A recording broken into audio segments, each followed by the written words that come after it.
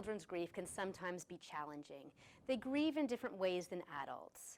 Children often grieve in chunks. That's probably the best word to describe it. We all experience grief bursts, adults as well, but that's when we're going along, having a fine day, and all of a sudden something might happen to trigger our grief, and it feels huge. And so kids can often experience this in the school setting, especially around special anniversaries, such as Mother's Day, Father's Day, a birthday, and it's completely natural and healthy when that happens. And so what does it actually look like for children's grief to come to the surface? Because children lack the emotional vocabulary to often describe what they're feeling inside. So rather, it'll come out more as behaviors or actually feeling sick, maybe complaining of tummy aches, maybe complaining of headaches. It might be that the child's not sleeping properly. It might be that the child is mad more than sad, so there's more aggression. It might be that the child's not as confident as they were. A lot of kids too, the younger kids, will engage in death play, where they'll be playing and pretending that people are dying, which can be really concerning sometimes for teachers, but that's the safest place. Play is the safest place for kids to be able to explore their world and the things that they've experienced. A lot of times it'll be hard for kids of all ages to concentrate in a classroom when something hard's going on in their life.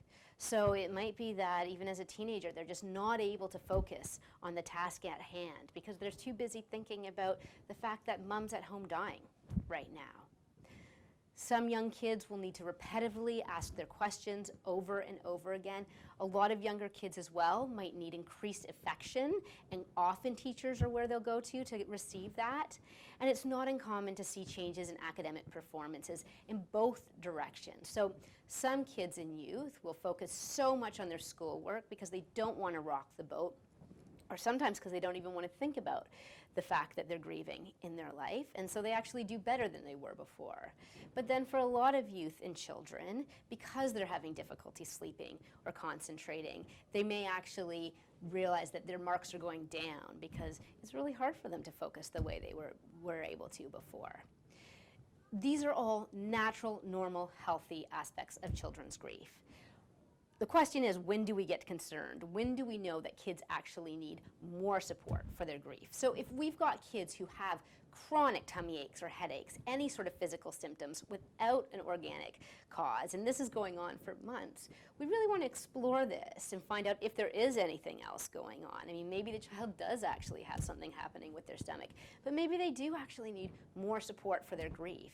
If a child is persistently denying that this death has happened in their life, if they're having ongoing eating or sleeping disturbances, and of course if there's any talk about self-harm, suicide, automatic support for those kids.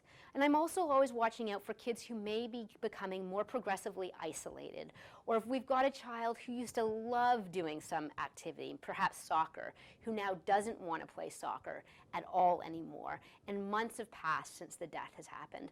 I want to get more support for that child too and make sure we're exploring what's going on for them.